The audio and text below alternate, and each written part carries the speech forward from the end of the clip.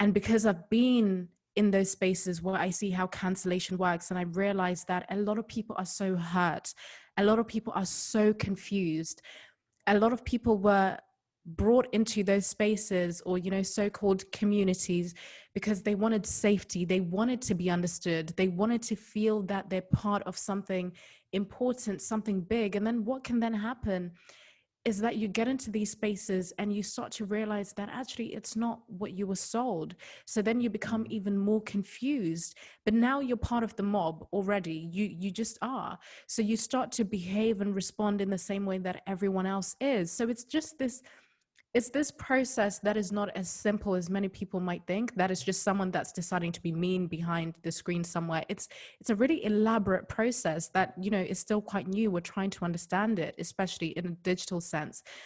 So when I get a comment that is unkind or anything like that, or if someone tried to cancel me, I make a very conscious decision to humanize the person, even though instantly I will feel defensive. I will feel fucking annoyed, because it's like, especially if it's something that is so, especially maybe if on an egoic level, I feel like I've just said something that is quite clear. This is common sense. This is somewhat right. And then, someone says something maybe to completely derail the conversation, and they, whatever they do, instantly I'm going to feel something. But then just as quick, I humanize the other person, and then I give myself space, because what's happening online, which is where we mostly engage, we've forgotten that we are allowed to take space to respond, right? And it doesn't help that we're on platforms that are specifically created for us to react. I mean, it's by design, it's not accidental, but I humanize the person. I give myself space to respond. I take myself back to those moments where I might have been that other person. I never really was, but there were times when I reacted as well.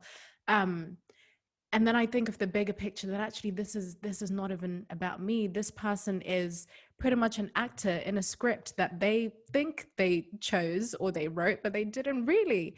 So there's a process as well on my end that will result in me saying, oh, darling, come on, no, that's not going to work. Something like that, right? Something like Yeah. that, exactly. So there's a process on both ends, but Yeah. me humanizing the Yeah. experience is key in in every interaction I have. It has to be. It has Yeah. to be.